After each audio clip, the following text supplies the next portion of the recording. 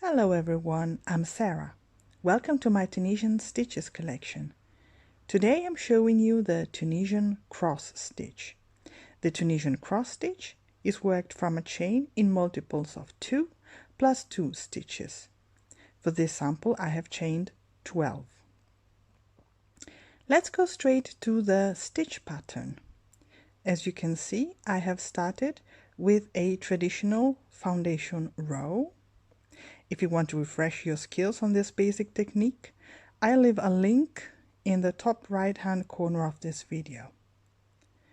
So this foundation row counts as row 1. In row 2, I'll show you the stitch pattern. So what I do is I skip the first vertical bar, this one, and insert the hook in the second vertical bar, as in a Tunisian simple stitch. So I insert it, yarn over, and drop a loop. Now I go back with my hook to the skipped vertical bar, the first one, the previous one, and I insert my hook under it, like this. Yarn over and drop a loop. And that's my cross. You can already see. And this is how I proceed until the end. So again, I skip the next vertical bar and insert the hook right under the next one in Tunisian simple stitch. Yarn over and pull up a loop. Now I go back to the skipped stitch, this one, and do the same. That is to say, I work into that stitch in Tunisian simple stitch and pull up a loop. And I proceed like this.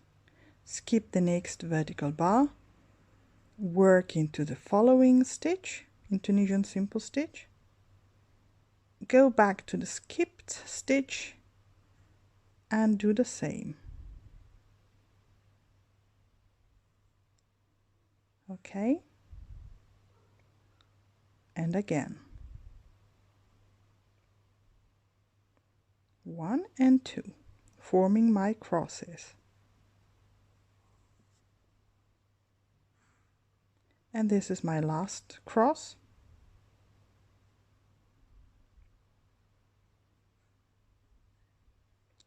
Okay, now I've reached the end of my forward pass. As always, I will work into the border stitch in a neat closing stitch by inserting the hook under its vertical front bar and its back bar at the same time. Yarn over and drop a loop. Now I'll proceed with my standard return pass.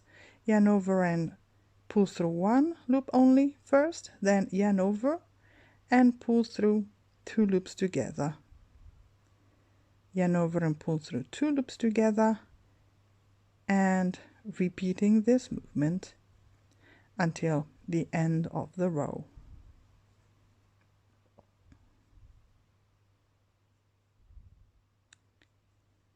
Until I'm left with just 1 loop on the hook.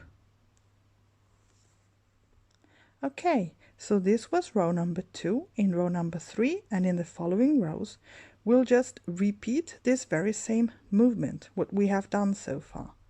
So again, we will skip the first vertical bar we encounter and insert the hook in the following one. Drop a loop from there, then go back to the skipped stitch and drop a loop from there too. And we'll keep on working like this, creating cute little crosses across, as long as we want to or need it to. Okay, this is very easy and simple, but creates a lovely texture, in my opinion.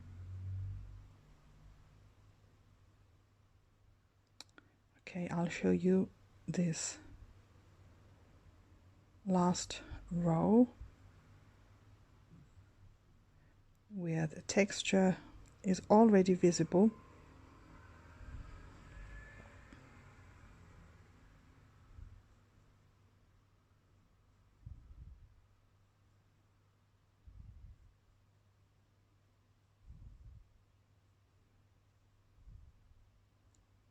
Okay, you can see these small crosses. Okay, so I think the stitch pattern is pretty clear already. Thank you for watching and see you next time with my next Tunisian stitch. Bye bye.